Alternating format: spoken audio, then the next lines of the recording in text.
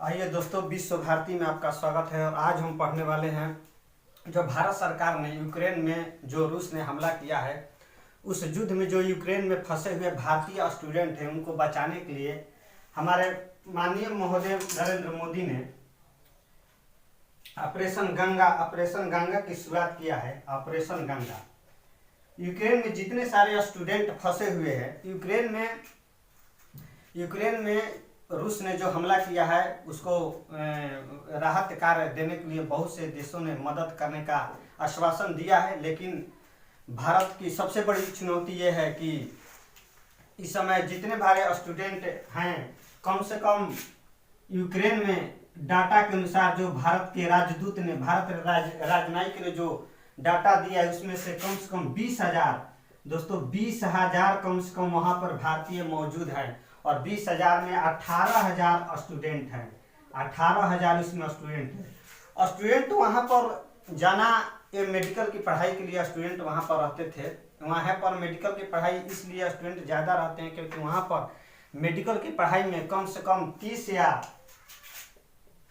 या 40 लाख में संभवतः वहाँ पर हो जाता है। और वहाँ पर मेडिकल में एडमिशन के लिए कोई परीक्षा नहीं देना पड़ता है। और यहाँ जो भारत में जो नियम है वो काफ़ी, नीट के द्वारा आप एग्जाम पास करेंगे तो मेडिकल में आपको एडमिशन मिलेगा, जो बहुत ही कड़े प्रावधान से गुजरना पड़ेगा, बहुत ही मेहनत करेंगे तब आप जाकर नीट निकलेगा। और नीट निकलने के बाद ही आपको मेडिकल की पढ़ाई करने की अवसर मिलेगा, जिसमें से 80 से 1 करोड़ 80 लाख से 1 करोड़ रुपया तक खर्च आता है। और वहाँ पर मेडिकल की बहुत सुविधा है। और भारत सरकार ने वहाँ की मेडिकल सर्टिफिकेट की मान्यता भी दिया है, जिसके तहत इतने यूक्रेन में जो जितने छात्र हैं वो ऑपरेशन गंगा के तहत और निजी जो हमारे एयर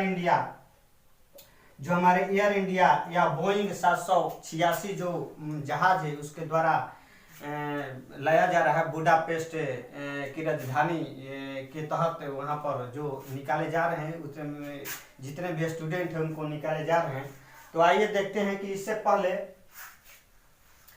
पहले जो भारत ने रोमानिया की राजधानी बुडापेस्ट के द्वारा बहुत सारे पड़ोसी जो मुल्क है उनको उन्हीं के रास्ते द्वारा और भी जो विकल्प मौजूद है भारत के पास, वो सभी रास्ते से धीरे धीरे कर काफ़ी स्टूडेंट को भारत लाया जा चुका है।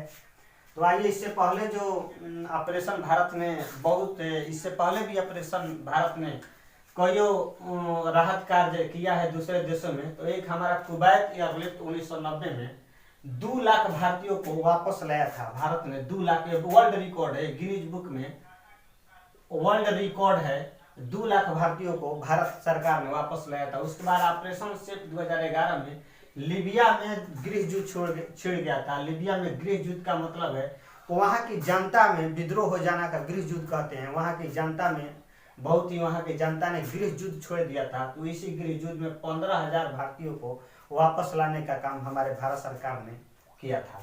ऑपरेशन, इसके बाद ऑपरेशन 2015 यमन में सशस्त्र बल ने वही काम किया जो पूरे काफ़ी कुछ भारतीयों को लाया गया। उसके बाद वंदे मातरम 2020 में कोविड-19 जो फिलहाल अभी चल ही रहा है, कोविड-19 में जितने सारे जो महामारी के दौरान गुजर रहे भारतीय जो थे काफ़ी देशों में, उनको भारत सरकार ने अपने एयर इंडिया के तहत भारत लाया। उसके बाद ऑपरेशन गंगा जो फिलहाल अभी चल रहा है यूक्रेन में गृह युद्ध छिड़ गया है। और यूक्रेन में रूस ने हमला कर दिया, जिसके तहत ऑपरेशन गंगा शुरू किया गया है, जिसके तहत काफ़ी छात्र और स्टूडेंट को भारत लाया जा चुका है। तो इससे पहले कि आइए आप पढ़ते हैं कि रूस से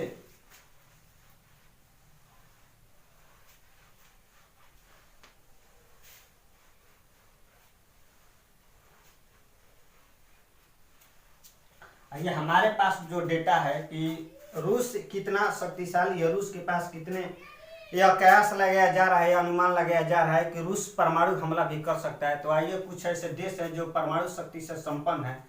तो परमाणु शक्ति किस किस देश के पास है, हमारे पास जो डेटा है उसके पास रूस रूस, फ्रांस, अमेरिका, चीन, भारत,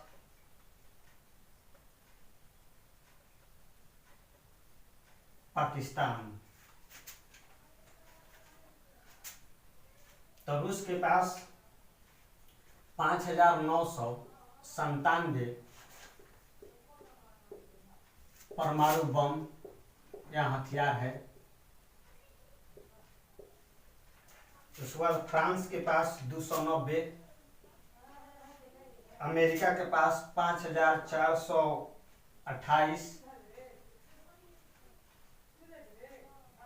उसके बाद चीन के पास 350, भारत के पास 160, पाकिस्तान 165, इजराइल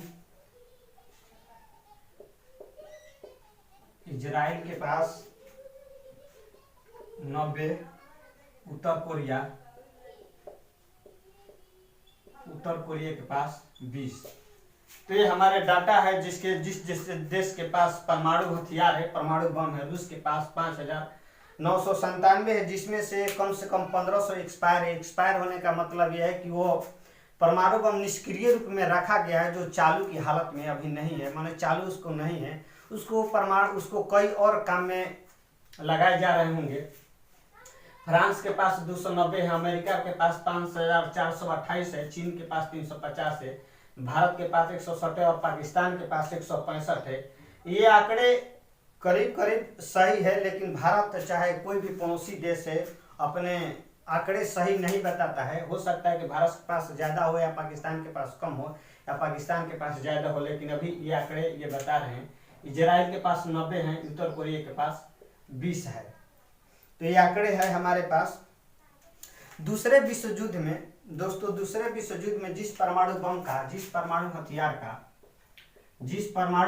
का प्रयोग किया गया था वो 10 टन था, लेकिन आज के डेट में जो देश परमाणु बम या परमाणु हथियार जो बनाए हैं वो 100 टन से भी ज़्यादा है 100 टन से भी ज़्यादा है परमाणु हथियार।